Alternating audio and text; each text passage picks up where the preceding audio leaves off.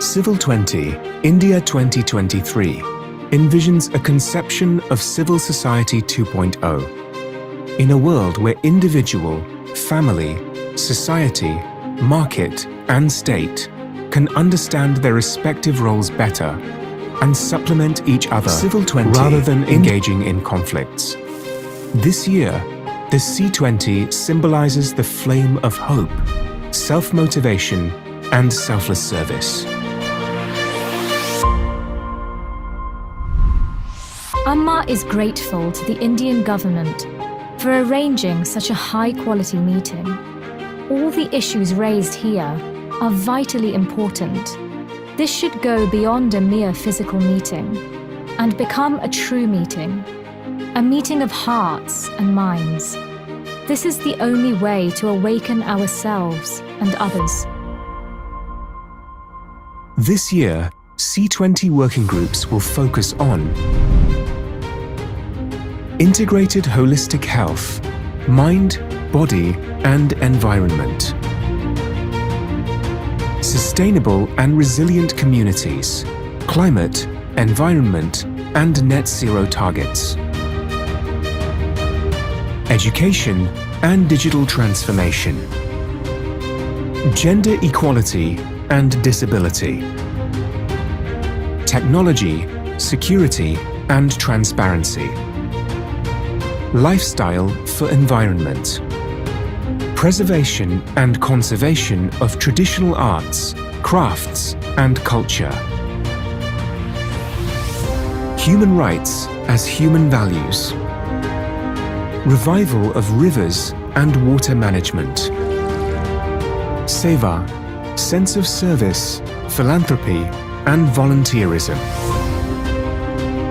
Vasudhaiva Kutumbakam, the world is one family. Diversity, inclusion, and mutual respect. SDG 16 and promoting civic space. Delivering democracy through participatory governance.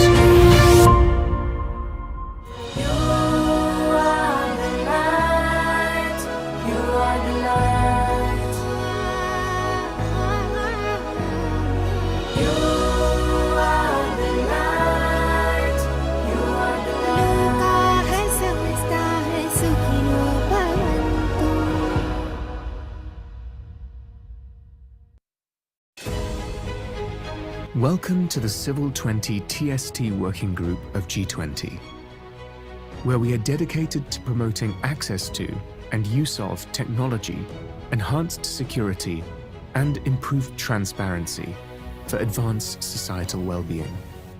This year, we are proud to announce that Amma, Shri Mata Amritanandamayi Devi, is the chair of C20 India 2023, and we are excited to work under her leadership.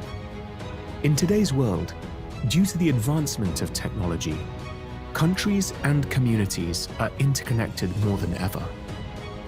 Because of the increasing role technology has in our lives, it is crucial that we understand its impact on our societies. Our working group will explore the wide-ranging roles and influence of civil society organizations in promoting effective policymaking that leverages technology and strengthens security and transparency for the betterment of the world. We will focus on access and affordability of innovative technologies for social impact, with a special emphasis on vulnerable communities such as children, women, and the disabled. We aim to facilitate transparency through platforms for advocacy, comprehensive assessments, and implementation of regulatory measures. We will explore responsible use of the internet and media to ensure security and harmony for all. Our team will also explore the importance of integrating a compassion-driven outlook on technology-enabled innovation strategies. We are committed to addressing these issues by supporting long-term holistic solutions for building societies that are technology-empowered, secure, and held accountable by their transparency to their citizens. The insights from civil society organizations are vital for building technologies that enable automated decision-making and knowledge by supporting societal development based on equity and inclusivity. Join us in our efforts to promote access to technology, to enhance security, and to improve transparency for advancing the well-being of society. You are invited to participate in our webinars and policy workshops and share successful project examples with us. Together, we can make a positive impact on the world.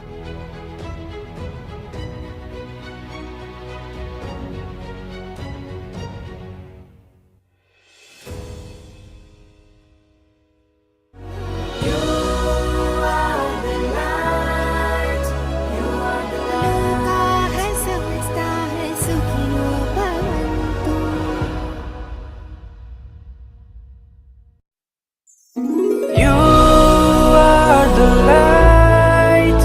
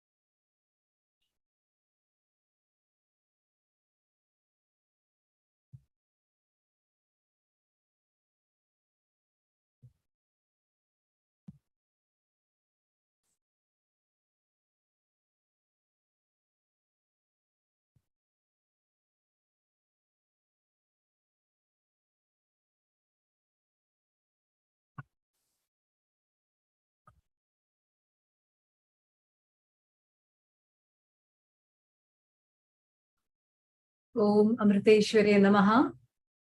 A very warm welcome to everyone participating in the Civil 20 program on values, ethics, and technology.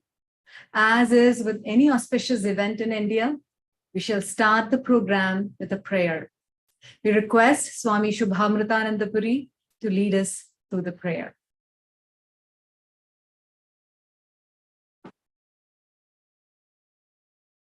Dhyayamo dhavalavagunthanavatim tejomayim naishtigim snigdha pangavilokinim bhagavatim mandasmita shrimukhim vatsalyamritavarshinim sumadhuram sankirtanalapinim Shyamangim madhusikta suktim Amritanandatmikamishwari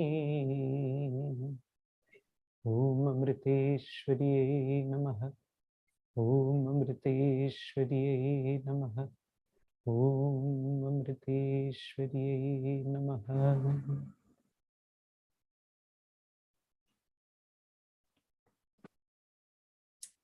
Thank you, Swami. Once again, a very good morning, good afternoon, or good evening to all those who are here with us today. I am Dr. Krishna Sri Achyutan, National Coordinator for the Civil 20 Working Group on Technology, Security, and Transparency. Let me start with a short introduction on the background of today's program. G20, or Group of 20, is a group of 19 countries in the European Union that represents 85% of global GDP, 75% of global trade, and 2/3 of world's population. We are extremely privileged to be participating in G20 as part of India's presidency this year. The Civil 20 Group is an official engagement group of G20 that provides a platform for civil society organizations around the world to voice the people's aspirations to the world leaders of G20. This year's theme of Civil 20 Engagement Group, You Are the Light. This symbolizes the flame of hope, self-motivation, and selfless service. It is a reminder to ourselves that even though we may not directly experience the desired results of our efforts, our light is shining and is having a positive impact on the world. The inspiration behind today's event is our Honorable Chair, Sri Mata Amritanandamayi Devi, who has been instrumental in inspiring millions of people in the path of peace and love. Amma is also the founder of Mata Amritanandamayi Mutt and Embracing the World, non-profit organizations that have spearheaded numerous worldwide humanitarian initiatives. Through her life of compassion and selfless sacrifice, Amma has been uplifting those in need while in service of the world community.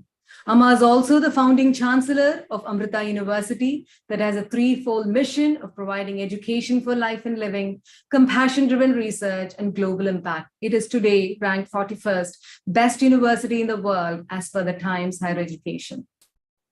Our aim has been to adopt a holistic approach to collect inputs from experts and civil society organizations all around the world that are evidence-based. We already have over 65 countries and 6 continents that have provided inputs as part of the Civil 20 processes.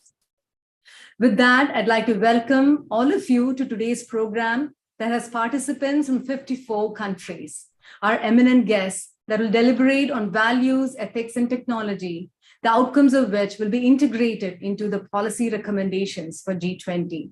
The panel is moderated by Swami Shubamritananda Puri. He's a senior monastic disciple for 33 years, one of Amma's translators, a gifted speaker, a songwriter, and manages several nonprofit initiatives of Mata Amritanandamayi Mutt in Europe, Africa, Russia, and Israel. We are so honored to have all of you here with us. And over to you, Swami.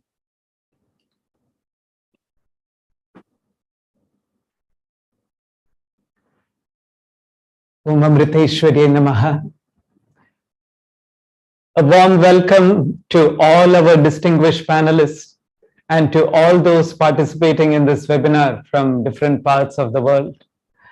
Thank you, Dr. Krishna Sri Achyutan, for asking me to moderate this session. in which we will be discussing a topic of paramount importance to the present time and the future: values, ethics, and technology. With your permission, may I take the freedom to tweak it a little and put it as values and ethics in technology. We are living in an intriguing phase of time where technological advancements are surging at breakneck speed.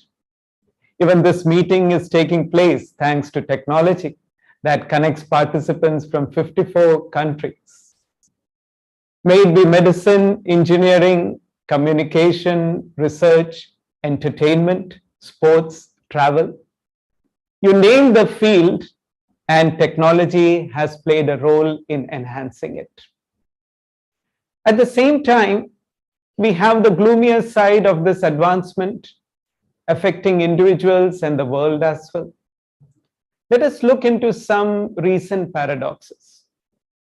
With the advancement of communication platforms, the world has become like a global village. Yet, loneliness and isolation have never been so high in the world as in recent times, which has even led to certain countries dedicating a minister for loneliness to tackle the growing rate of suicide in their countries. Technology was the savior during COVID times because students could continue their education, institutions could continue their work. The flip side is the increase in gadget addiction and a decrease in concentration levels and the attention span of students worldwide. Drones in Rwanda sent over 540,000 deliveries of blood, vaccines, and other essential items to the most remote areas in their country. But at the same time, we all know drones are being used for destruction in warfare as well. Encryption is used to keep data and information private and secure. But the same encryption techniques are used in ransomware attacks that cripple our medical infrastructure. Biotechnology is being used to develop life-saving medicines, but the same technology can be used to create deadly biological weapons. In the last month, with access to the GPT platforms, many are exposed to a leap in technological advancement, which is fascinating, and at the same time raises certain important questions on how the future of humankind will be. I came across an interesting cartoon where a man reads out to his wife a message that appears on his screen. He says, "The computer says that I must upgrade my brain to be compatible with its new software." As many predict, in the future, we can expect a hybrid civilization of organic and non-organic entities. As human beings can never function as efficiently as a robot, the danger is that human beings will be termed as a defective computer. Of course, the advancement of technology cannot be stopped. Technology by itself is neutral. In Amma's words, it is like fire, with which you can cook a delicious meal or burn down a home. This is where the importance of values and ethics come in. They are needed at the individual and the world levels in order to use technology constructively and safely. Not the other way around, where we become a tool in the hands of technology. In her recent keynote address at the C20 inception ceremony held in Nagpur, Amma said, "Technology has truly revolutionized human life, but its negative aspects raise alarming concerns about the future of humankind. Now we see a new generation growing up devoid of a conscience and moral values. And what is the result? Violence in various names and forms is rising." End quote. Dear sisters and brothers, Today is the International Day of Conscience. It's a very apt day to discuss the topic values and ethics in technology. And for this, today we have a very eminent panel to discuss this topic. So without further ado, allow me to introduce them to you. The first guest that I'm introducing today is someone who needs no formal introduction. Dr. Deepak Chopra is a household name wherever there is an interest in topics like physical health, mental health, or spirituality. He is a world-renowned speaker, a true leader in mind-body medicine, and an advocate of spirituality. He has authored over 90 books and founded the Chopra Global, a modern-day health company at the intersection of science and spirituality, and the Chopra Foundation, an organization dedicated to improving health and well-being, cultivating spiritual knowledge, expanding consciousness, and promoting world peace. Deepak ji, thank you very much for joining this panel discussion today. Thank you, Swamiji. Would you like me to say a few things on this topic? I will, if you allow me, I'll just complete the introduction of our guests and then we'll be coming to you immediately. Exactly. Thank you, okay. Thank you. Thank you. Mr. Punacha Machaya is a global thought leader with unique abilities to combine well-being and technology domains. Among a new breed of social entrepreneurs, he applies his experience from 25 years as a business executive in Fortune 100 companies and entrepreneurial initiatives to address societal and well-being challenges. He is the founder of the Warrior Monk brand, targeted at creating a positive societal shift through compassionate transformation of humankind. He is the co-founder of the Never Alone initiative, a movement focused on creating mental and emotional well-being in people, supported by well-being technology. Mr. Machaya, we are very happy to have you in this panel discussion. Thank you very much for coming. Namaste, Swamiji. It's a pleasure. Our next guest is Ms. Basuri Swaraj. Ms. Basuri Swaraj is a leading advocate in the Supreme Court of India and is also the Additional Advocate General for the state of Haryana. She is a delegate of Women 20, which is one of the key engagement groups of G20. Her professional portfolio has an eclectic mix of dealing with corporate and criminal laws, and she has made a mark in both these areas. Basuriji, thank you so much for being with us today for this panel discussion. Namaste, Swamiji. Thank you very much. It's an absolute pleasure to be here today. Thank you. Our next guest is Mr. Rajesh Pilania, who is a professor at the Management Development Institute in Gurgaon. He's a leading researcher and trainer on happiness and has written 11 books on this topic.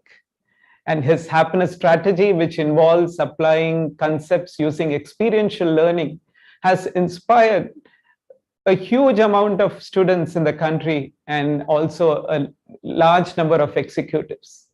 Dr. Pilania, it's a pleasure to have you in this panel today. Thank you very much. Namaskar, Swamiji. Thank you, and it's a pleasure. Thank you. Thank you. And last but not the least, we have Dr. Eknath Jain with us. He's one of the coordinators of Ayuth Europe's Dare to Dream project. Ayuth is the youth wing of Amma's organization that is focused on the personal development of youngsters and inspiring them with a spirit to selflessly serve the world. The European chapter has been able to reach out to nearly 7,000 youngsters and has been awarded the best practice 3 times by the Youth in Action program of the European Union. Eknath has just graduated as a medical doctor, and thank you so much, Eknath, for joining this panel today as our youth representative.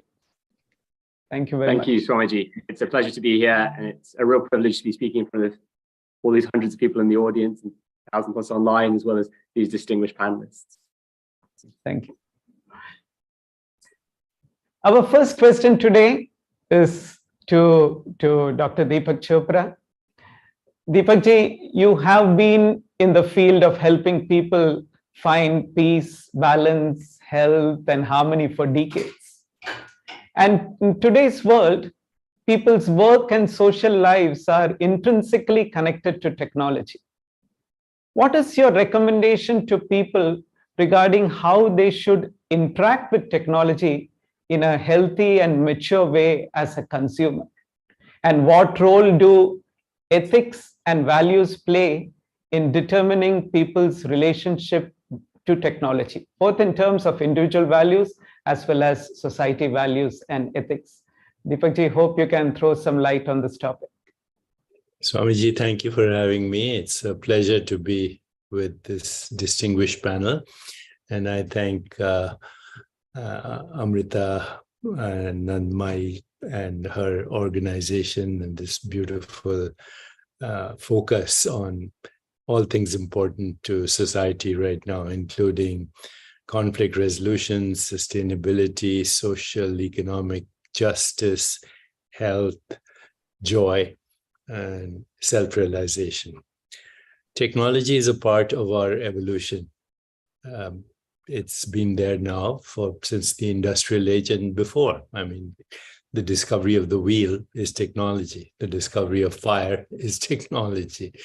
And these human constructs have actually advanced significantly in the last 40,000 years, but even more significantly since the industrial age, and then the information age, and now, hopefully, the age of knowledge and consciousness and self-realization. So, when we look at science and how it defines technology, there's data, then there's information, and then there's knowledge, which can be divine or diabolical, destructive or creative. And ultimately, the evolution leads in the direction of wisdom.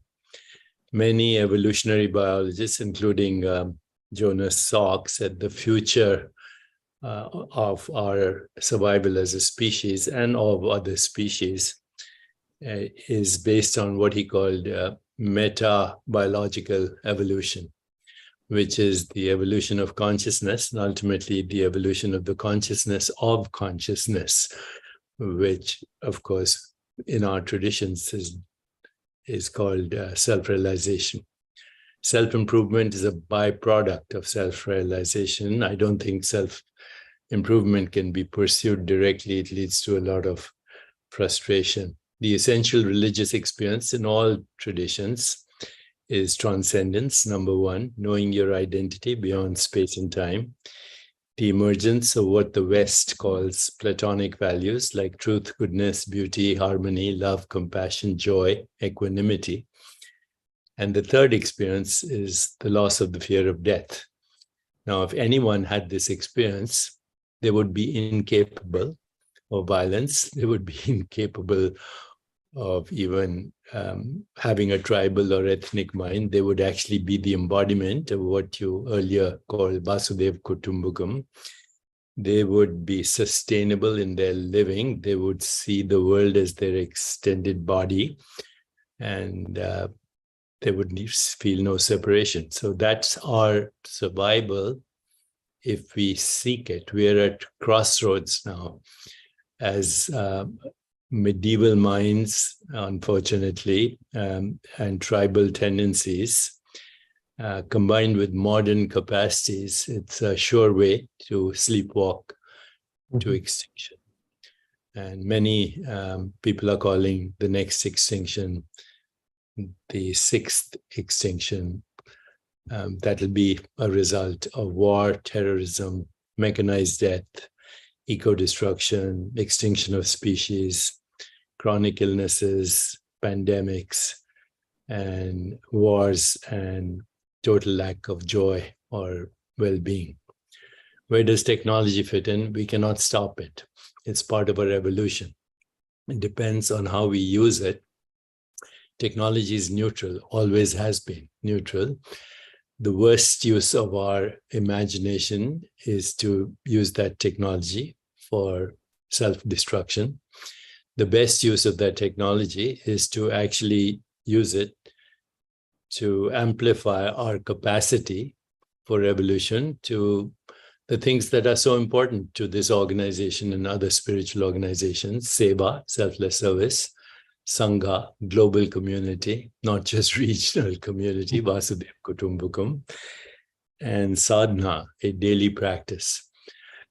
So when we have seva, sadhana, and sangha, then you have the solution to every problem in the world, and technology can actually help us if we so choose.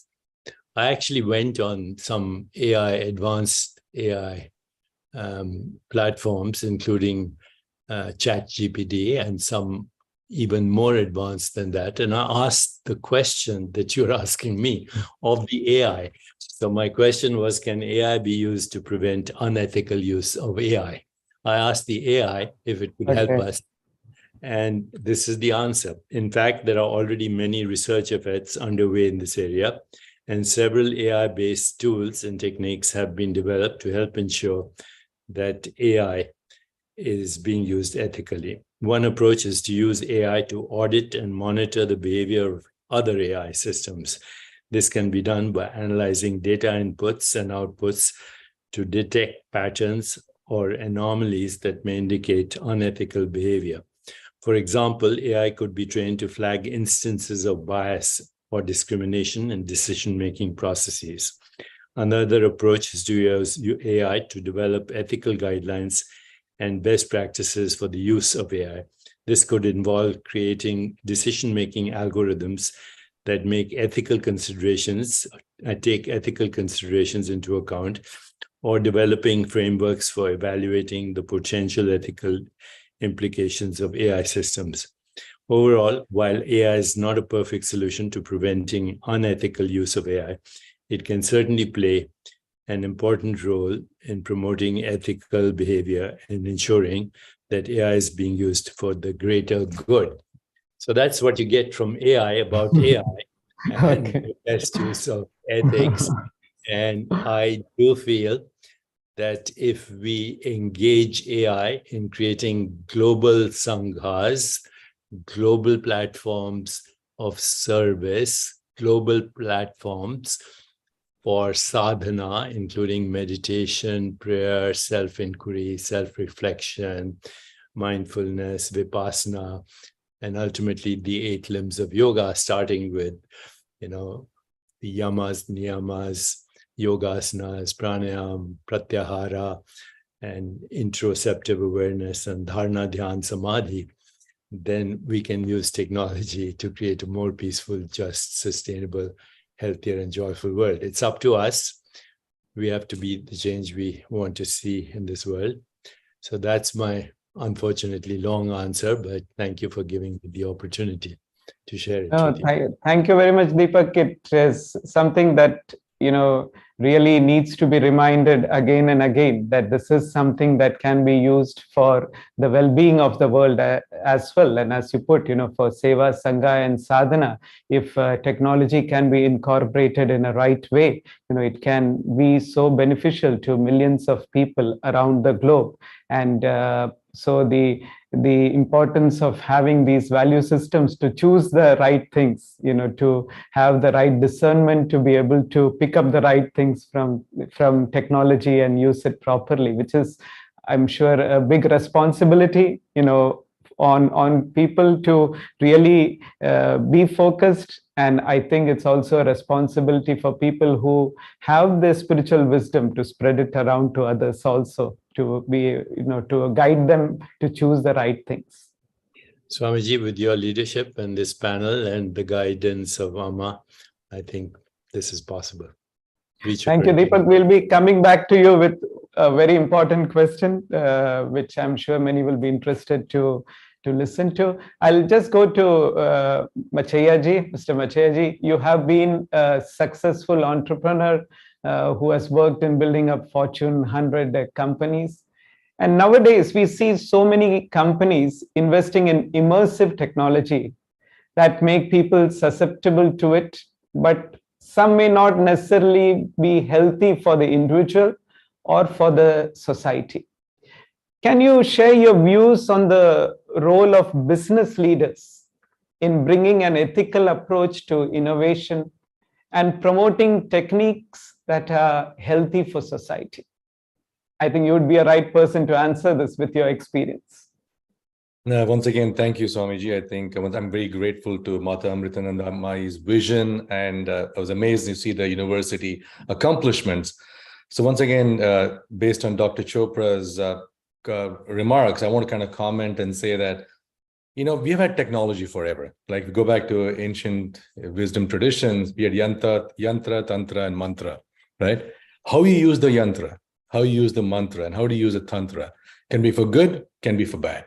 So I think it really goes back into what I call conscious technology. How do we become conscious technologists? When a physician, and Dr. Chopra finishes his medical school and AIMS, he had to take the Hippocratic Oath. All physicians take an Hippocratic Oath, right? Where do our software engineers, why don't they take an oath? Why don't we as engineers? Because you know what, today, every software goes into your pacemaker, software goes into your electronics. Software is at the core of everything, STEM and STEAM, right? So every engineer, forget every engineer, every person who touches a line of code, right, should have this concept of being a conscious technologist. Take a Hippocratic Oath, remind yourself, right? When the Hippocratic Oath says, I will prevent disease whenever I can, for prevention is preferable to cure. I will remember that I will remain a member of society with special obligations to all my fellow human beings, those sound of mind, body, as well as the infirm. That is a powerful statement. If we can remind ourselves as technologists, as leaders, right, that we need to kind of we have an ethical obligation.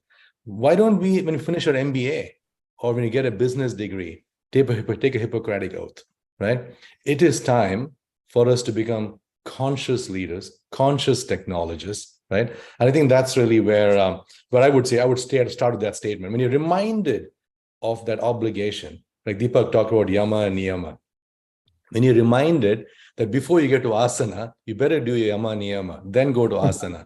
Because yoga is not about six-pack abs, right? That's very much a California, New York kind of phenomenon, right? The question of satya, astiya, right? Aparigraha, right? Looking at Brahma, looking at these sentiments are more important than actually getting, looking at the asana aspect of yoga. So sometimes I think as members of a civil society, we get these tools and we forget how to use these tools. And I think we have to go back and be very conscious, very deliberate, very mindful as leaders. And once again, not focused on short-term goals, right? Leaders are very much driven by, what is the share value? What is my 3-month projection? But taking a long-term perspective of what does the next 20, 30 years look like. So as a preface that, let me get back to your question about how do we look at immersive technologies? And that was the ethics behind it. And I was speaking at in Mobile World Congress in Barcelona. And I was talking about the most important thing right now. I think if you look at medicine, right? Typically we take a piece of we take medication is delivered orally, right? As a pill, or you take it intravenously, or you cut a piece of tissue. The next big frontier in medication is going to be through the eyes, right? It's when you say, how is that? So we believe, and Dr. Chopra and me have been working on this for a while, that the metaverse, there's going to be an entire category of drug delivery called metaceutical, metaverse as a therapeutic, right? So we have gone from digiceutical to electroceutical and now metaceutical. Children today are growing up on Roblox. I don't know how many of you all know of Roblox, but there was an article in Wall Street Journal which said that children today do not want money. Children growing up 7, 8-year-olds want Robux, right? There is an entire paradigm shift of what it means to own a virtual asset, right? So as business leaders, as you look at this new economy, the new world, an entire generation is growing up, not even thinking of apps, thinking of metaverse, right? So when you look at that, we have an obligation now. So we're going to be delivering a lot of content to them. The eye, when I talk about as a metaverse, when you watch something, it creates what you call a visual system. The visual system then creates a simulation system. Then it creates a belief system. And it creates an embodiment system, right? So the eye is such a powerful mechanism. How come we never even think about, we put on a virtual VR glass, or we put content on, and we never think about what is this piece of content doing to the individual, right? As Dr. Chopra says, everything you look at, everything you sift, sensations, images, feelings, and thoughts change our biology, right? It literally, you watch a funny cartoon, dopamine hit. You watch something which is, I would say has crime and things like that, creates a cortisol, inflammation in the body. So this is a piece of content, right? It's an image. So these are now, as we kind of look at creating these worlds, the VR world, which is going to happen because we're already seeing Zoom, right? Mm-hmm. Zoom is a virtual experience. As I look at this and I look at the tone of this conversation, let us create a more peaceful, just, sustainable, healthier, and joyful world. My body says, wow, okay, I want to be part of this Sangha. I want to be part of this community. I look at the faces over here. There's limbic resonance happening. Yeah, everybody looks joyful here. Everybody seems they want to make a better world, a better place. This is a Sangha, right? So how do we create communities and online experiences? And I think we have an ethics. I think when we talk about C20, and when we look at what does it mean in the future, we have to champion. Like I always joke, the world doesn't need Tinder, it needs tender, right? Tenderness is a value which we need to incorporate, right? Where are we looking at these things? We're always saying, how do I get the next interaction? How do I get the next behavior change? Where are we looking at conscious uses of technology? So, and Dr. Chopra is the best person to talk about this. He always has this thing. Yes, he talked about the soul of leadership in one of his top books. He talks about leaders need to look and listen. They need to have emotional awareness. They need to be responsible. They need to dare to dream, empathy, and responsibility. So we need to be the change, and leaders have to take that oath. And technology, I would say, is neutral, right? It can be used, to save people. It can be used to heal people. It can be also used other way. A use case I want to talk about, and Swamiji, our dear friend Gabriella Wright, as part of Never Alone, during the pandemic, we looked at how do we use technology. So he said, okay, we're all stuck in our homes. Let's kind of maybe put an AI chatbot together. And we created an AI chatbot called PV. And we said, let's see, maybe we have 20,000 people using this. To date, we have more than 24 million messages exchanged on the platform, right? 16 million minutes of conversation and more than 5,000 plus suicidal ideation interventions. If every 40 seconds we're losing someone to suicide globally, how do we as leaders rise to the occasion, use technology, right? In India, we have two ends of the spectrum which are suffering. The youth are suffering, and what people don't know about, even seniors are suffering, right? And as we have these two bookends, I was in Nimhan's Bangalore speaking about understanding the dynamics. So we need to kind of leverage technology. As leaders, we need to really kind of come together and say, okay, we have this pandemic, the silent pandemic is loneliness, right? What do we do about it? What is our agenda? And Bangalore is the Silicon Valley of India. Imagine if the business leaders in Bangalore decide, and they have done it, Infosys changed the landscape of technology in India and all, I would say globally. If they make a decision that, we need to look at these things and use technology better, I know the world will be a better place. So that's just my, the key thing is that we need to commit. We need to, take an oath as technologists. Thank you so much, Machayaji. It was brilliant, the thought on even professional software professionals taking the Hippocratic oath. It is something that should resonate with a lot of techies, and it would really change a lot of things. And as you really mentioned, conscious technology, it all depends on the vision that the business leader also would have. And on those things, what you build will be completely different. Like somebody who values privacy will make sure that their product, is something that values the privacy of the consumers using their product, or one who values sustainability will always have that approach towards his consumers, towards his clients. So it is a lot depending on the maturity of the person. And I remember Amma once saying that we were all affected by the coronavirus, and the whole world came to a standstill for 3 years. Amma said there is another virus that needs to spread, and that is the Karuna virus. Karuna is compassion. So she said, we need to spread this compassion virus. And as it spreads to every sphere of activity, we would be able to see a difference coming to the world. So an organization, an organization takes a shape towards leader, right? An organization takes a shape of leader. You look at Facebook, what the leader says, right? You look at, every Elon Musk with Tesla, a leader. So I think as you look at Amritanandamayi and the organization, the leader, right? So tell me who your friends are, and I'll tell you who you are, right? Tell me who the leader of your Sangha is, and I'll tell you what the Sangha is about, right? And you look at this Sangha as it's a conscious leadership. And I think we need to double up on that. True. It's something that needs to grow faster, I think, seeing the demands in the world, seeing the situation in the world.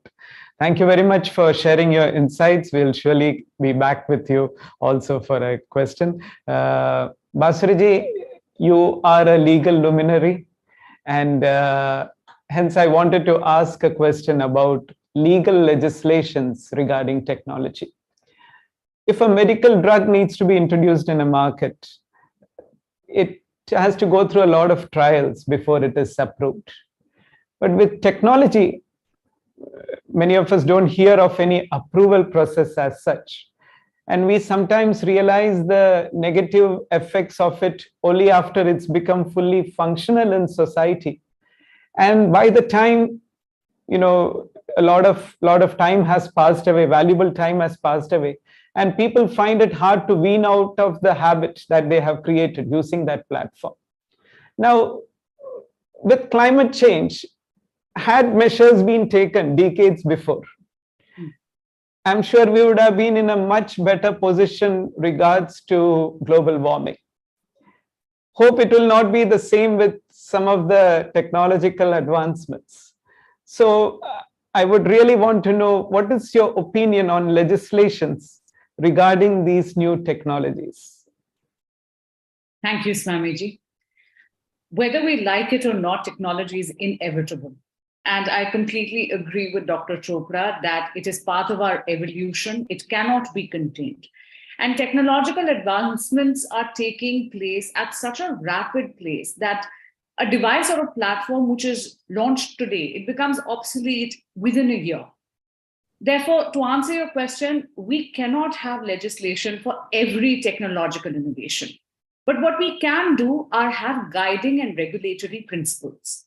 And we do have these existing legislations.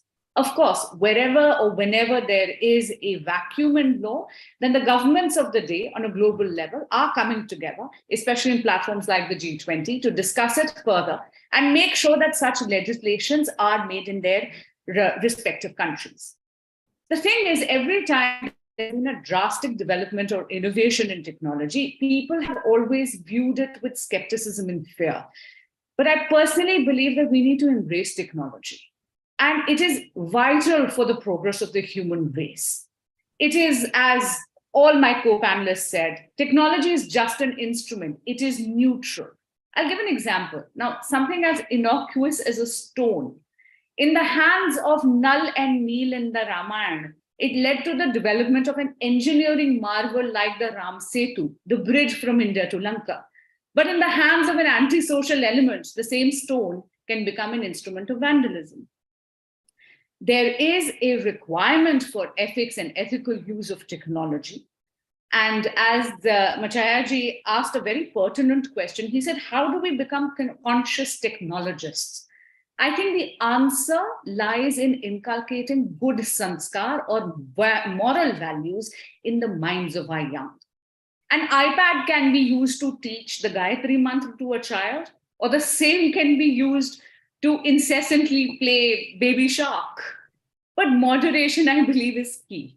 Technology should not be a tool that parents use to keep away their child or distract the child.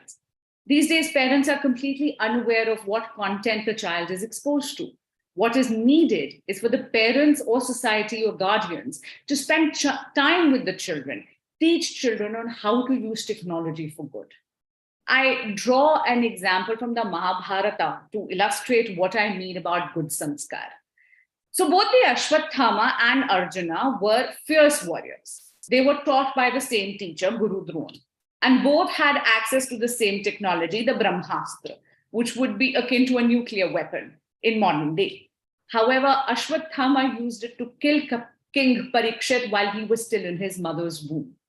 The difference here is the moral values and teachings. It is for the parent to guide young minds to ensure that technology does not become evil. The second role, I believe, is that of teachers and schools. Today, we are very fortunate that we have the access to knowledge of the entire human race in the palms of our hand via our smartphones. Now, schools must teach children how to harness this resource of the internet and the connectivity and technological research which is at our disposal. We need to move beyond rote learning. We need to stoke the fires of curiosity. Emphasis needs to be on research, innovation, application, and technology can be a huge enabler in it. Coming back to the question that you asked me about the role of governments and legislatures, I think government's role is definitely in regulating technology to an extent. Swamiji, I would like to differ from you. Technology is not like a drug that can be tested on 10,000 people and determine the outcome. Once technology becomes available, its use depends on the imagination of every individual. Hence, it's impossible to predict how technology will evolve or be used by people. In my opinion, governments cannot ban or stop any technology, but what they can do is definitely severely punish the people who are misusing it. I'd like to give the example of India. We already have the Indian Penal Code and also legislations like the Information Technology Act, which deal with crimes involving computers and internet. Offenses like cyberbullying or stalking are punishable under the Indian Penal Act. One particular area that definitely does need legislation is data security, because people in this age are prone to oversharing on social media. All our personal data is voluntarily shared by people online. This data needs to be protected and the use of the same needs to be regulated. For this purpose, I'm happy to say that the Modi government has already introduced the Data Protection Bill, and I'm hopeful that it will be passed in Parliament soon. So coming back to the original point, laws that governments make can only be used for punishing wrongdoers, but technological advancements can neither be stopped and neither should they be restricted. I would once again like to emphasize that the duty of the society as a whole is to guide young minds and to ensure that we harness the technology in the right way. Dr. Chopra spoke about artificial intelligence. I would like to shed some light on that as well. Today, artificial intelligence softwares like ChatGPT are easily accessible to all. This new technology is definitely disrupting the market, and it will make certain jobs redundant and lead to creation of new types of jobs. But we have to move forward with this technology at the same time and not forget our core ethical values. I do not know if you know about it, but somebody actually used the whole aspect of ChatGPT and made Gita GPT. It is an AI tool which helps you navigate the knowledge of the Bhagavad Gita. I personally believe that we need more innovative and progressive thinking like this. After all, it is the vision of our Honorable Prime Minister to make India a technological hub in order to be a developed nation by 2047. Thank you, Basariji. I totally agree with you. We cannot stop technology and it has to grow because there are so many positive sides to it. We just would want it to be, used healthily and in a safe way. I'm very happy to know that the data protection bill is on its way, and which would also bring about a great kind of a control on people who want to misuse this system, misuse technology especially. And as you rightly mentioned, it is something that can be used for so many beautiful things. I'm hearing about the Gita GPT for the first time. I'm surely going to try it tonight and see how it works. It's very, very interesting to see that aspect of it. And yes, as you mentioned, legislations can only play a certain role in it because it's more subtle. with a physical ailment, you can detect it, you can see it, and the results are kind of very visible. But with this, the effects being quite subtle, sometimes we are not able to kind of detect it timely or kind of see it clearly, which is a bigger challenge. But surely, the answer was something that I'm sure many people would kind of be restful now, because this is a question that comes up quite time and again. Why aren't things in place for legislations against technology? So I think you gave a very apt answer for that. Thank you very much. If we go in for self-regulation, there will be no need for legislation. True. It all starts from the individual, right? Absolutely. Absolutely. It all comes, finally ends there. And I think we really are seeing this convergence, with what Dr. Deepak Chopra ji mentioned, what Mr. Machaya mentioned, and what you can see that, there is this importance of the values being the foundation of technology, and that would really solve so many problems. Thank you so much for your inputs on this question. Eknath, I want to come to you. You are the youth face of this panel, and you're the coordinator of Youth Europe, and you also belong to the Gen Z, who have been dealing with technologies from a very young age. What behavioral changes are you observing in young people due to technology? And are there any in particular that alarm you? And my second part would be, to what degree do you think young people want values and ethics-based oversight and regulation to technology? You being, somebody who interacts with a lot of youngsters, you would know what their thought is about it. And you have, being a doctor, you also see the effects of technology. So maybe you can put both these things together and give your insights on it. Thank you so much for two very great questions, Swamiji. I mean, it's been so amazing hearing the answers so far. I mean, on that first point, I just, when I was listening to everyone here right now, I'm really just in marvel. I mean, I'm just sitting here in this random apartment in London, and just thinking about how people way smarter than me have somehow figured out how to put me in front of this screen and have given me this ability to share my thoughts with the world and connect with such distinguished speakers. And as you said earlier on, Swamiji, the youth of today and all the audience members are only here today because we've harnessed technology for connection. When you ask about behavioral changes in young people as a result of technology, I think the first thing to recognize is what technology has given us that our parents' generation did not have. And I think that's access, or rather ease of access to information, ease of access to services, things like online banking and e-learning, and ease of access to each other with social media or even Zoom. With this unprecedented and first time in human history access in mind, I reflect that the variable changes have been positive and negative. I mean, on a positive perspective, as you said, as a doctor, it's transformed my clinical practice. I can't imagine being a doctor without the internet. I mean, it's given me insight into cutting-edge resources. It's improved my decision-making skills, and it's really given me the confidence to see ways that I could be a better physician. When I was a student, technology sparked my curiosity. And I pose this a question to all the students out there. How many of us can really, hand on heart, truthfully say that we've ever written a paper without Google? I mean, my parents would say to me that they had to cycle to some dusty library in the middle of nowhere, get out a textbook and write their essay. And that sounds like hard work, but I think having read my parents' kind of papers, I think Google has made our work much better. Sorry, but traditional services that we used to use and go in person to do, like banking, shopping, and even now university degrees, are now being engaged from the comfort of our own homes. Who knows? Actually, one day I could probably do my practice on a beach somewhere.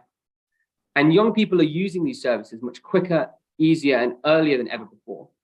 Behaviorally, we're becoming much more autonomous and independent, and we're not relying on others in order to guide ourselves through this world.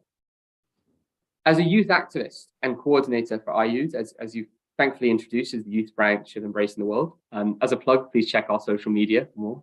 I had to do that. It's transformed my way of being. Social media, I mean. It's alerted me to the problems faced by youth all over the world. And it's inspired me. And I think it's inspired us to want to help each other beyond our own borders. Many people call our generation awoke, and they use it negatively. They see us as weak and too sensitive.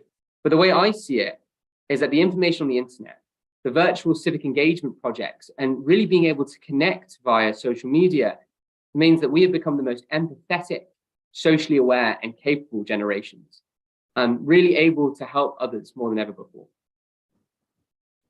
Of course, this unrestricted, overwhelming, expanding ease of access has come at some cost. Many of our panelists, thankfully, have touched on these aspects. But flipping my positive points, we can start to see the negative aspects of this unrestricted access to technology, information, and people. You see, the alarming truth is that many of us will struggle to live without these technologies, and technological addiction is becoming prevalent. I mean, really thinking about it, honestly, how many of us can go a day without using our mobile phone, without feeling some anxiety or need, or even an hour, really? When I misplace it, I'm constantly kind of alert and thinking what's going on. To be clear, I'm not saying that we need to kind of get rid of these things, but I think we should be aware that neuropsychologically, we become so dependent that it's beginning to mimic drug-like behaviors. I mean, studies have shown that young people, but also across generations, are relying on social media and online gaming to provide them their daily dopamine release, so that little happiness chemical that we need. And then when we're deprived of it, we're experiencing, well, withdrawals, a bit like drug addicts. Social media, gaming, they're all designed in order to give us this easy, constant release to make us happy. And many people are turning away from kind of normal activities, other activities, and returning to their phone. Ultimately, as he mentioned earlier, this has reduced attention span. I actually just found out yesterday that attention spans have fallen from about an average of 12 seconds to 8 seconds in the last 6 years. And longer term studies are concerned that this over dopamine production is going to lead to a loss of dopamine centers and mental health issues. So that's, I guess, regards to this addiction aspect. The ease of access to services, like I said, banking, shopping, etc., has propagated impulsivity. I mean, think about this. How many of us can say that we haven't gone online shopping and maybe binged a little bit too much? Things in regards to finance, well, if we've had ease of access to banking and things like cryptocurrencies, we found that the transactions which used to have taken hours to do, that had protection on, that even had these similar kind of oaths that we were mentioning earlier, are now being done in a second without oversight. And ultimately, malicious people are taking advantage of the trust of others and of young people. The ease of information that I was saying earlier on that's improved my practice has also led to an ease of access to misinformation. One thing we are seeing is this social media and the TikTok algorithm leading to this echo chamber. And what I mean is that TikTok, Instagram, YouTube are designed to propagate topics that we're interested in. So my flatmate, he gets movies, and I get the cutest kittens on the planet constantly circulating in my feed. And while that's fantastic for me, in some ways, it can create a very limited window and perspective of the world for young people. And many are using this to radicalize particularly vulnerable groups. Moving on to this concept of what I was talking about, connecting with each other. Well, social media was designed originally as a way of bridging borders. But actually, in some ways, it's increased levels of isolation. We surveyed hundreds of young people across the COVID-19 pandemic, and asking them about what they're feeling and their mental health. And they've said that although technology had helped them communicate with each other a lot more, they never felt more isolated, and they never felt kind of more alone in that sense. Moreover, social media has transformed the ways we portray ourselves. Originally as a way that we could share and create understanding, it's led to a distortion of reality. And I think, and again, I keep saying we're all guilty, but I think we've all spent a lot of time curating the perfect social media post before sharing it. I admit, I was debating whether I should say this, but I admit that even last night, before I posted on Instagram, I spent 20 minutes trying to figure out the perfect shade of green to use on some grass on a photo that I took, because I really wanted to get it right. But the ultimate consequence of this is that it's creating this culture of body dysmorphia, feelings of inadequacy, and this constant fear of missing out. I mean, I personally see many Instagram influencers on holidays and exotic beaches, and I just think I'm missing something in my life, which is just not the case. I think, as Deepak said, and as several other our panelists have said, we can't stop this evolution. It's the very nature of young people, it's the very nature of myself to be curious and adventurous. And to this end, there is a lot that needs to be done by governments and corporations to mitigate the lasting effects of technology. I mean, we'll talk about some of them to come, things like digital literacy schemes, apps that promote authenticity, and government policies. The thing I want to say is that I think a large amount of these are uncoordinated and are not kept with the youth in mind, who are the biggest users of this technology. And I really want to say to my panelists and to the audience out there that, as many of the wonderful people have said already, that we have this opportunity to work together and use it as a force for good. And we need to ensure that we can give access to resources and support young people so that they can thrive in this digital age.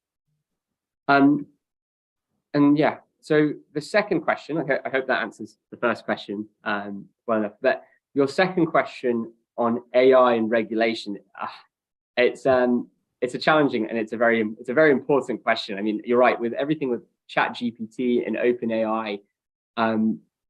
I mean, personally, as someone who loves science fiction, I don't know if anyone else is a movie lover who likes Terminator and who likes these kind of things. I think it's amazing that we're at this state in my lifetime. And I mean, but it's, you know, this issue has existed, I should say, since this concept of artificial life has existed since, you know, Mary Shelley and Frankenstein. But to answer your question very blatantly, from my perspective, is that I personally would advocate for some degree of regulation. Because for me, at its heart, this question is one of free will and what people will do when they're given access to powerful tools. When I was thinking about it, it felt to me like it was mirroring many issues surrounding things like gun control, in the sense that in a utopian world, we could get access to things like guns and we would be trusted not to harm others. But that's not the world we live in, unfortunately, at the present. And making reference to what I said earlier, the unregulated nature of social media and technology has had really powerful negative consequences. And we need to learn from this going forward. And in reference to your second question about how, you know, young people may want values and ethics-based oversight in regulation, I think if I surveyed my peers, the responses would be a mixed bag. I contend that we, as a group of young people, are eager to use AI to transform our lives and benefit others. And I think we would worry that regulation will restrict our creative freedoms. I mean, I think there's a lot of distrust into organization amongst young people and governments, and we worry that we will not be given the opportunities to utilize them to its fullest potential for ourselves and for our friends. And we think that it would be reserved for the rights of organizations and governments and people with money. With this said, again, I think many will want a little bit of ethical in play, and that's because our generation is more aware of the negative behavioral changes technology can incite. And we'll want to ensure that it's a tool that it's optimized such to be a benefit of others. But, and this is really the big but here, we'll want it to be standardized and transcend borders, such that we can allow equal and fair access to this tool, irrespective of social status, economics, and geography. When I was thinking about the ultimate way to sum up this point, and I think as someone alluded to earlier about the fact that ultimately, once we change ourselves, we can change the world, and also the fact of spirituality being an advocate, being together with technology to help create solutions. It reminded me of a quote by Amma, by Amritanandamayi, and it's a long one, but I really want to put it out there. You see, Amma says, it is her prayer that we develop the expansive mindedness to embrace both scientific knowledge and spiritual wisdom. We can no longer afford to see those two streams of knowledge as flowing in opposite directions.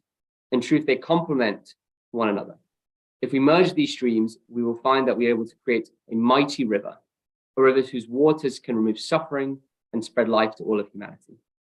So thanks for giving me the space. I hope that all thank you, Eknath. I mean, you did try to explain both the questions, in giving the different views of it, the positive sides of it, the negative side of it.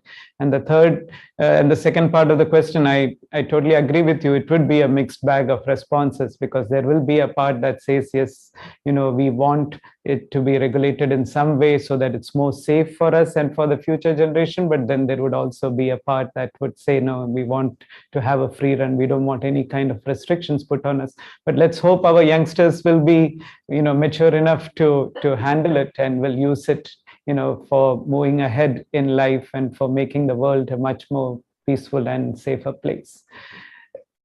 Dr. Rajesh, as we came to this point where our youth representative Eknath was talking about, it has also led to isolation in society. We have connected to each other through technology, but there is also isolation. And as you are a happiness professor, you would always be emphasizing on the importance of connections, to people, because for people, having this human connection and empathy is a big way to invoke happiness within. So my question to you would be, how can we balance our increasing reliance on technology with our need for human connection and empathy? So can you just throw a little light on that? First of all, I was listening to all my fellow panelists, and I'm quite impressed by the depth and breadth of their ideas. So the good thing is that you're not asking the same question, so I still have some views left. Otherwise, they have covered a lot. So I agree with my fellow panelists. And before I come to a question, if you look at our survival and growth of Homo sapiens, we have survived thanks to technology and its ethical and value-based use by majority of us.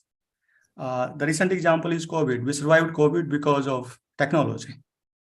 And historically, whenever there are new technologies, there are always questions raised about its impact, positive and negative. But I have a strong belief in goodness of our human spirit. And our youth is much more talented, much more smarter than our generation. And I have high hopes from them. And they know much more about technology than probably I know or many of us know. Now, coming to your question on striking a balance between technology and connection.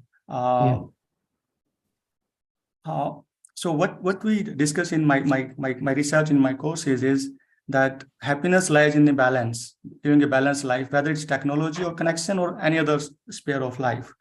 And here I generally quote Mahatma Gandhi again and again, that Mahatma Gandhi said that happiness is when what we think, what we say, and what we do are in harmony. So if you want our next generation to strike a balance between the two, we need to be the torch bearer. So what we do in our personal life, what we teach in school, what we do at home, what we do in our social life, kids are watching us all the time. And they are taking the clues from us all the time. So to strike the balance, what I suggest is, first we need to have the right knowledge. For example, there's a wrong belief among youth that multitasking is good for our brain.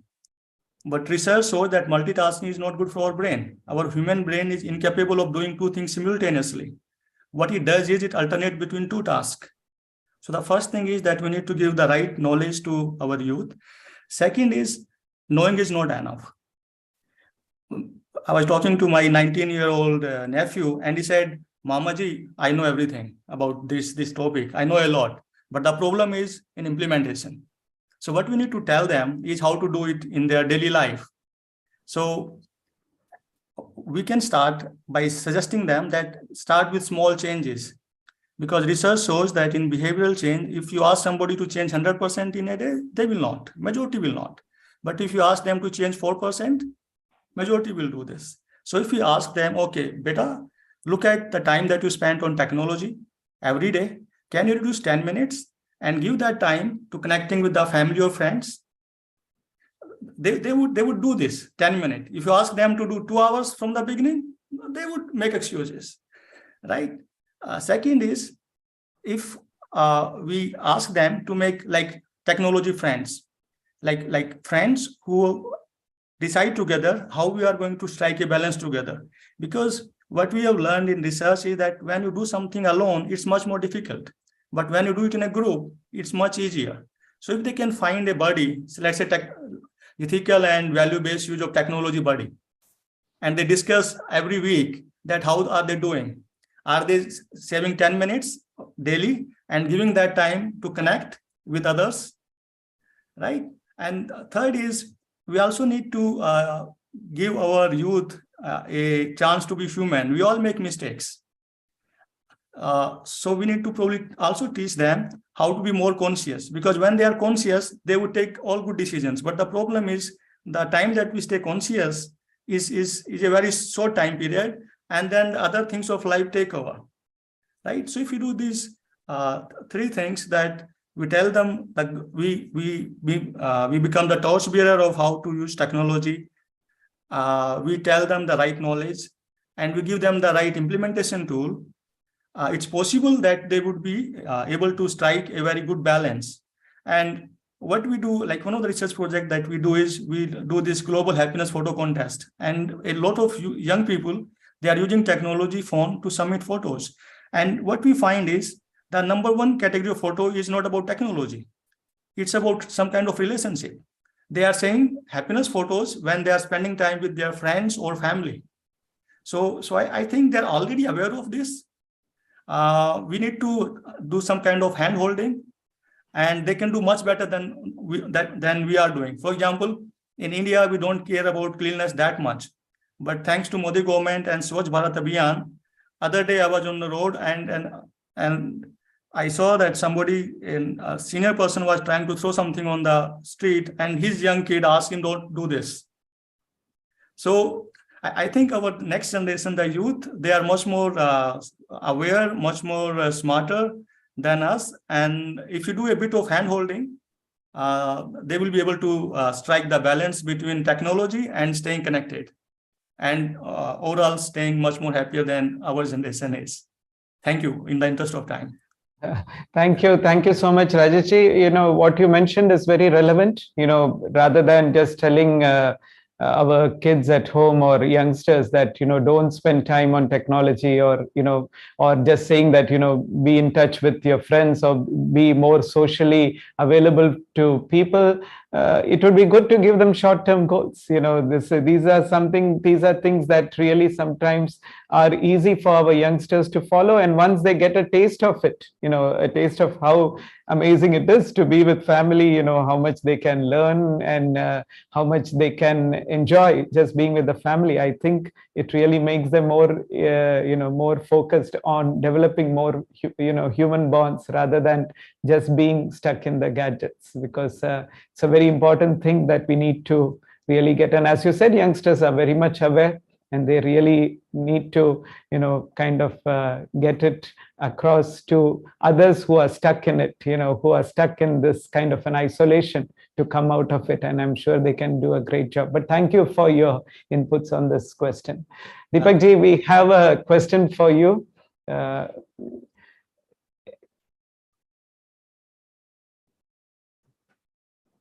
Deepak ji, sorry. I read, you know, you emphasize the importance of taking sabbatical from technology.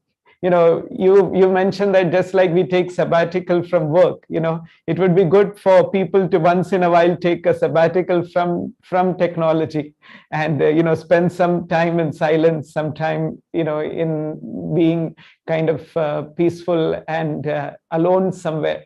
So can you suggest some practical steps that people can take to make this possible? Because many may argue, how do I do this? I'm connected to my gadgets all the time because my work demands it. So can you just, you know, give us some practical tips on how do we take this short, even if it's a short sabbatical, and the importance of it? I will answer with a very short quote from the Shiva Sutras. Allow memories not to victimize you, but use memories for creativity. So every addiction, as you know, is a samskara, vasana, karmic event. And that is what causes us suffering ultimately. So to take some time for doing nothing is very important.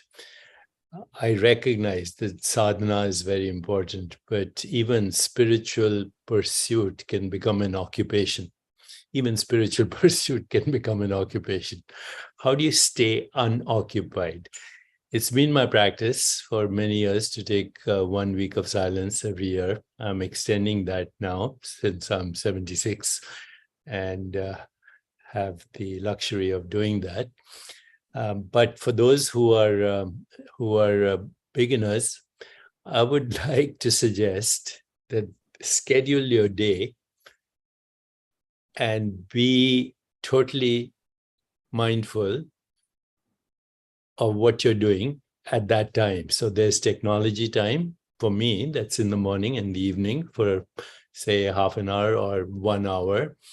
Although, there are occasions where I have to not do that. So there's technology time, there's sleep time, there's meditation time, there's yoga time, there's relationship time, and there is mindful eating time. And then there is downtime. Downtime means not even sadhana time. Okay. It has been said that all of our problems in the world come from our ability to not sit quietly, inability to not sit quietly and do nothing, do absolutely nothing, no occupation. And that's the down state that we all need. So schedule your day, and when you're doing what you're doing, you're totally focused. Work time is work time. Technology time is technology time. Meditation time is meditation time. And if you do that efficiently, then you will find that sadhana and that downtime becomes very effective, and the use of technology is much more efficient. Otherwise, we are victims of technology, not creators of its best uses. Mm-hmm. Very true, Deepakji, what you said, we have to be present in the activity that we take up and, fully focus in it, because if the mind is wandering too much into other things when we are doing something, a particular thing, it doesn't help us. And it should be the same with technology. When you're using it, be in it, but when you're out of it, just don't allow it to linger with you, be totally free from it. I think it's something that is challenging for many youngsters nowadays to do so, but I think small steps at a time can be really helpful in getting there. And I totally understand the importance of, yes. Swamiji, I just want to conclude, if everything, including technology, could become dharana, dhyan, samadhi, then we would be free. Exactly. It could be also used as a way of moving ahead. Yeah, I really like a quote that Amma says. She says that for our bodies to be healthy, they need to move. Our bodies need to move. And for our mind to be healthy, the mind should not move. It should have the capacity to sit in silence also. So when you have a good combination of this, then you are healthy in all ways. But unfortunately, some people, they don't move at all physically, but mentally they are moving all the time. And when you have the right balance, it really, it kind of solves a lot of problems with it. And I hope our listeners will surely try to put this into practice of taking moments of this silence. As we are coming towards the end of our discussion, but there is a very important question that I would like to ask our panelists, and hope you can put the answer in a concise way, so that we can conclude the session in time, because I know some of our guests need to leave. As you're aware that we are taking some points from this discussion as well to incorporate in our policy document, which will be presented to the world leaders when they meet for the G20 summit. So my question, starting from Deepakji, followed by Mr. Machaya, is what will be your recommendations to world leaders to make technology safe, healthy, and ethical in the present day world, and also for the future generations? What will be your recommendations to them? I would ask this to all this is a question for all the panelists. Yeah. Yes, Deepak? I'll keep my answer very short. Most world leaders right now are actually not leaders. They're interested in power mongering, influence peddling, cronyism, corruption, and greed. So I would say my message is, let the spiritual leaders become the world leaders. Don't depend on political leaders. I would not. I would depend on spiritual leaders to help us create a sangha together for a more peaceful, just, sustainable, healthier, and joyful world. And we have to start with us. We have to be the change we want to see in the world. Peace can only be created who are at peace, but not by political leaders or by Nobel Peace Laureates. I've met all of them. None of them are peaceful or happy. So peace can only be created by peaceful leaders, Amma and those like her. Thank you, Deepak. Thank you. Mr. Machaya, would you like to say something on this question? Yeah, I think from my perspective, having worked in Fortune 100 companies, been an entrepreneur, I think we have to become more conscious. So I think a course in being a conscious technologist, a conscious leader, has to be part of the curriculum of every school and every engineering, every business. I got my MBA, I got my engineering. I don't think we ever even touched on what it means to be a conscious technologist or a conscious leader. I mean, I think the words have to change. I think the word SWOT analysis, strength, weakness, opportunity, threats, that is very war, right? That come from Sun Tzu and the war, Chanakya's Arthashastra. This is not about scarcity consciousness. It is about abundance consciousness. The world has changed, and we need to not look at from scarcity. We need to look at abundance. And that's why we talk about the feminine archetype. It is not about the archetype of death, destruction, conquest, scarcity. Feminine archetype, sharing economy, caring economy. And I think we need to look at the leadership of archetypal leadership and embrace a whole new language, right? When you start in business school with SWOT analysis, let me take a share of the pie, that goes back into the world they live in, right? So I think we need to create conscious leaders and conscious technologists. And that should be a curriculum, right? Everybody cannot graduate, and it's the most important one. When you have to pass this course, because then it reminds you of what you signed up for, right? It's a reminder. So to really bring about this kind of a change, to have a curriculum, especially if you start it early, the better. I think that would help, youngsters to have a focus, right? When I went through my school in Bangalore, I went to St. Joseph Boys High School. I had moral science up to 10th standard. But then you look at my 12th and engineering, what happened? Nothing was ever spoken about it. When I came to business school, nothing was ever covered. So how did we currently stop at 10th standard, and then all of a sudden we expect leadership and business leaders to become conscious? Sure. Just a point, Machayaji, I was, in fact, discussing with one of my friends about the moral class, moral science classes that we used to have in school. The only thing was because we knew that the marks are not counted in the main, in the main sheet, it would always be used to complete your homework so that, you could play a little more time. So I think to really make it important in studies so that, it really also shows in your final, gradation would be something important. Thank you so much for your points. Basuraji would like to know what would you, tell the world leaders? What would be your recommendations? Swamiji, since I am a W20 India delegate, my recommendation would be to have technology to bring gender considerations into mainstream. So my recommendation to the world leader would be to have strategies to grant affordable internet access to women across the globe so that they can also be brought into the mainstream. The same technology and internet access should be used for financial literacy and digital literacy of women, especially when it comes to gender considerations for women. Something that we need to talk about is their hesitancy in use of technology. Eknath ji spoke about feeling of inadequacy because of use of technology, but there are still certain sections of the world who are not part of our financial inclusion and not part of our development. We need to ensure that their feeling of inadequacy is eradicated through affordable, accessible technology. Thank you. And I really hope that this will be taken up, because this is the need of the hour. And, I totally agree. Our sisters need to have all the access, towards having these technologies, for their studies, for their work. And that would really create a huge change, I think, all over the world, and I'm sure, when we look at the recent projects that our Prime Minister has introduced in the country, we see such an effort being put by our Honorable Prime Minister to reach out to women. And, we have to just continue it, with more spirit to really reach out to every girl child in the country. Thank you so much.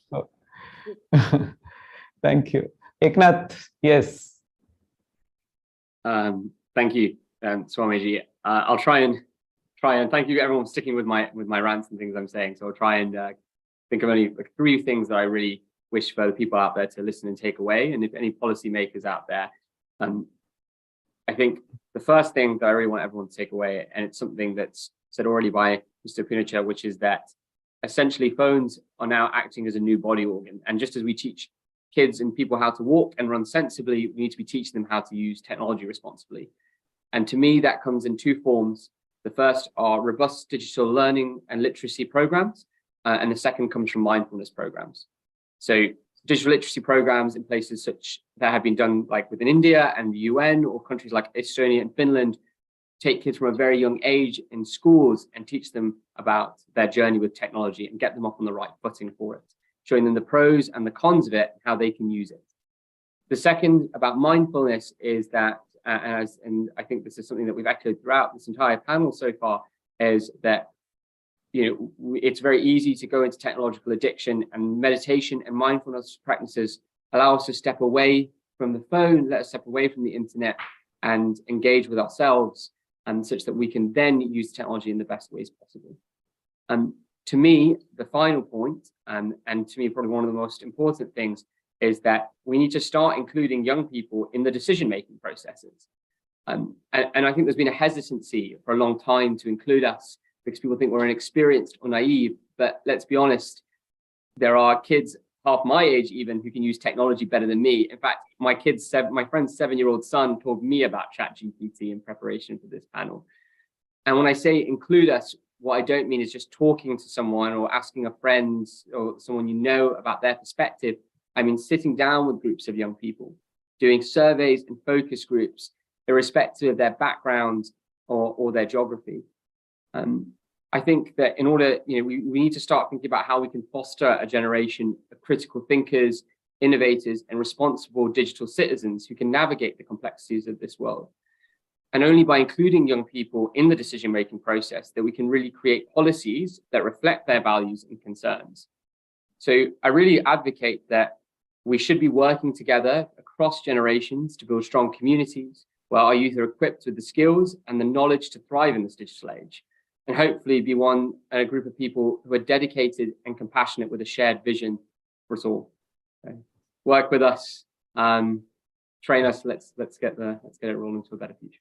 Thanks. So to put it in 3 points, would it be, I'm just trying to summarize your answer. One would be like get mindfulness practices, meditation, at least the knowledge available in schools at a young age, getting more digital literacy.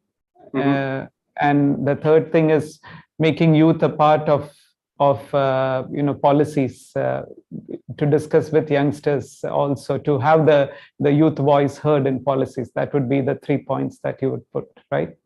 Absolutely. Just like I'm here today and we're given this honor, we should keep doing this in this process and including a young person in all of these panel discussions to get their perspectives heard. Professor Rajesh, I'd like to know what would your recommendations be on that? I have 3 simple recommendations. Number 1 is they need to watch their behavior because they are supposed to be role models for especially kids and growing up youngsters. Second, they need to be more innovative in their approach in solving the world problems. It looks like they're not innovative enough to solve the world problems that we are facing. And third, they should undergo some serious courses on happiness, wellness, spirituality, sustainability, values, ethics. These are 3 suggestions, but I have one suggestion for each one of us. I think each one of us are leader in our own area, or in maybe at least at our home, right? When kids are watching us. So I think if we only change ourselves, it can be a great service. So in the interest of time, these are my 3 suggestions and one for us. Thank you so much for this 3 points that you put in, and it's so interesting to hear all your points, and I hope we could include the gist of it in our policy document, which would reach out to the world leaders, and we hope it will fall in their attention, and the necessary steps would be taken to make technology more reachable, to make it more safe and ethical.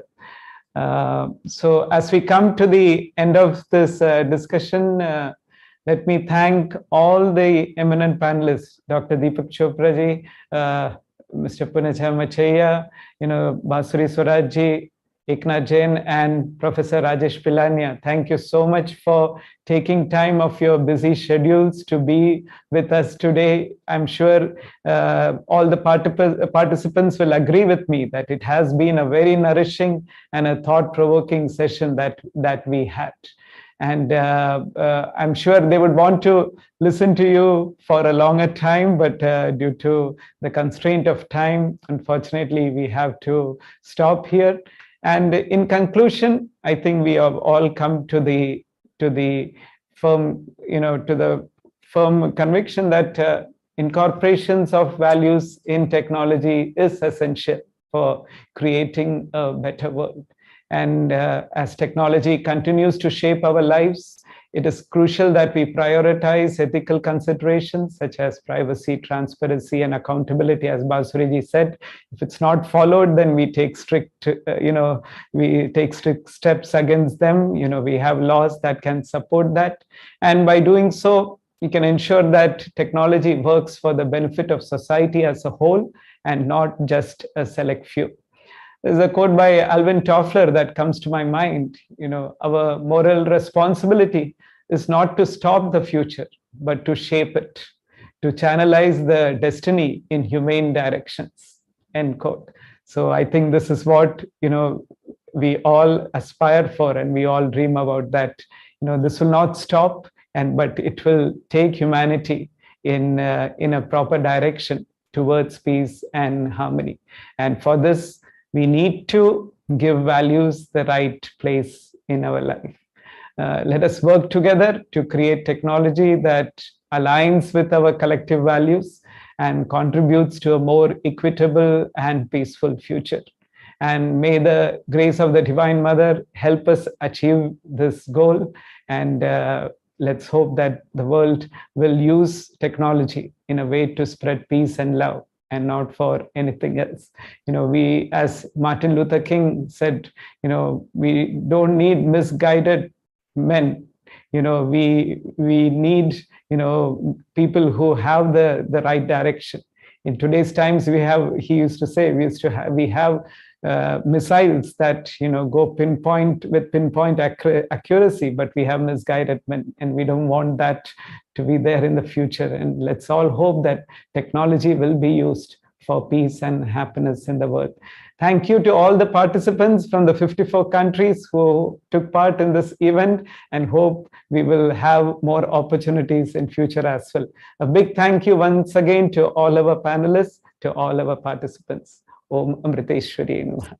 Thank you.